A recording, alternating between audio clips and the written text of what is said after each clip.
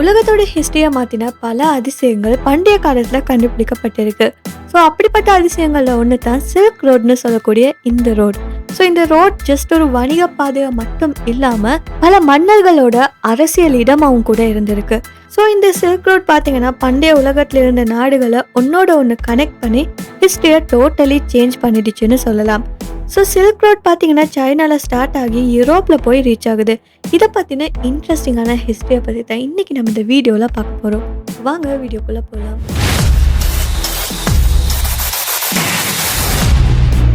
So இந்த silk ரோடோட ஹிஸ்டரியை பற்றி பார்க்குறப்ப இந்த சில்க் ரோட்னு சொல்லக்கூடியது வெறும் ஒரு வணிக பாதையாக மட்டும் இருக்கலை.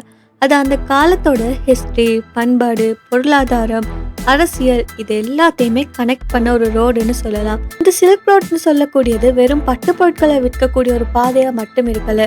இது 2000 ஆண்டுகளுக்கு முன்னாடி ஆரம்பமாச்சு. இந்த பாதை மூலம் சீனா, இந்தியா, மத்திய கிழக்கு நாடுகள், அது மட்டும் இல்லாம ஐரோப்பா, இது போல பல நாடுகளை இணைச்ச ஒரு பாதை தான் இந்த சில்க் ரோட்னு சொல்லக்கூடிய ரோட்.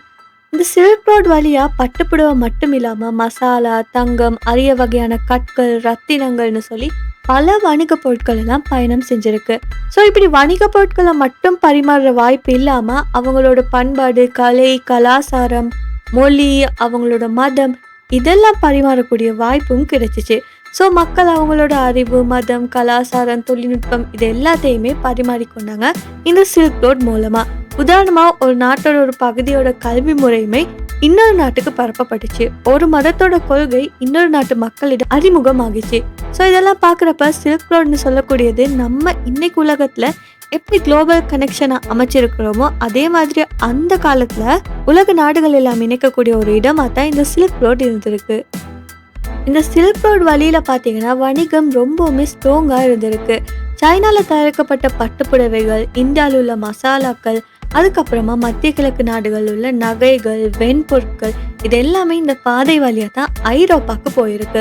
ஸோ இந்த வணிகத்தில் பங்கு பெற்ற வணிகர்கள் பார்த்தீங்கன்னா ரொம்பவுமே ரிச்சானவங்களாம் இருந்திருக்காங்க. ஆனாலுமே இந்த சில்க் ரோட் வெறும் பணம் மட்டுமே சம்பாதிக்கிறதுக்கான ஒரு வழியாக இருக்கல. அதுக்கு பதிலாக அந்த காலகட்டத்தில் சமூக வாழ்க்கைக்கும் பண்பாட்டுக்கும் பெரிய தாக்கம் கொடுத்த ஒரு வழியா இருந்திருக்கு.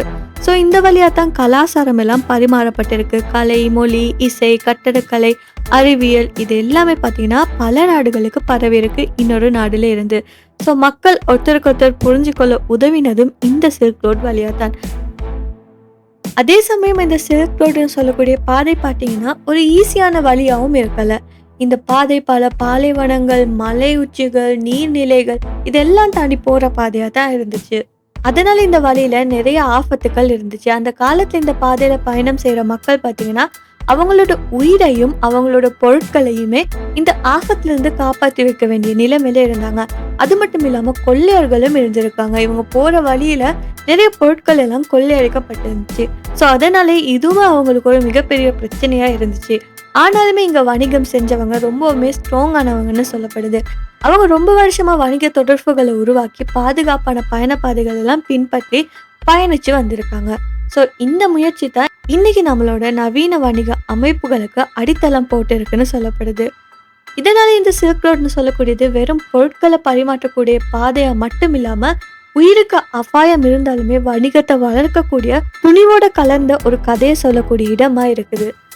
ஸோ இந்த சில்க் ரோட்ல எப்படி வணிகம், கலாச்சாரம் இதெல்லாம் தாக்கம் செலுத்துச்சோ அதே மாதிரி அரசியலுமே தாக்கம் செலுத்திருக்குது. அந்த காலத்துல இருந்த பல மன்னர்கள் இந்த பாதையை கைப்பற்றணும்னு சொல்லி பல முயற்சிகளை செஞ்சிருக்காங்க, போர் நடத்திருக்காங்க, இடங்களை கைப்பற்றி வச்சிருக்காங்க. இப்படி பல ஹிஸ்டரி இருக்குது. ஏன்னா இந்த சில்க் ரோட் யாரோட கண்ட்ரோலுக்கு கீழே இருக்குதோ அவங்களுக்கு வணிகம் மூலமா அதிக பலனை எடுத்துக்கொள்ள முடியுமா இருந்துச்சு. ஸோ இந்த சமயத்துலேயுமே மதம், அறிவியல், கலை இதெல்லாமே பரவிச்சுன்னு சொல்லலாம். உதாரணமா புத்த மதம் பார்த்தீங்கன்னா இந்தியாவில் ஆரம்பிச்சு சில்க் ரோட் வழியாக தான் சீனாவுக்கு பரவிருக்கு.